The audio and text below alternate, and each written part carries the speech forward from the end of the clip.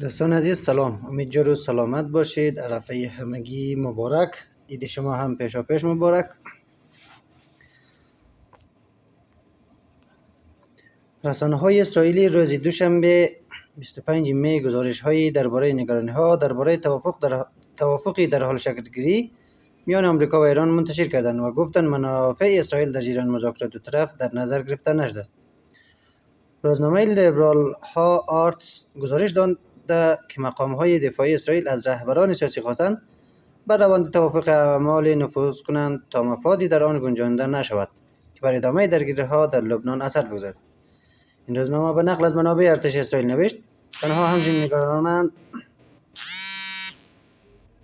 این توافق و تفاهم‌هایی در موارد غزه منجر شود که برخلاف مواضع مقام‌های امنیتی اسرائیل باشد. در همین حال کانال 14 شبکه راستگرای تلویزیون اسرائیل بر آنچه مذاکرات مرموز میان آمریکا و ایران خواهند تمرکز کرد و گفت پیام‌های رد و بدل شده این پرسش را ایجاد کرده که آیا ایران آماده دادن امتیازهای واقعی است یا صرفاً می‌کوشد در سایه فشارهای اقتصادی جاری زمان بخرد.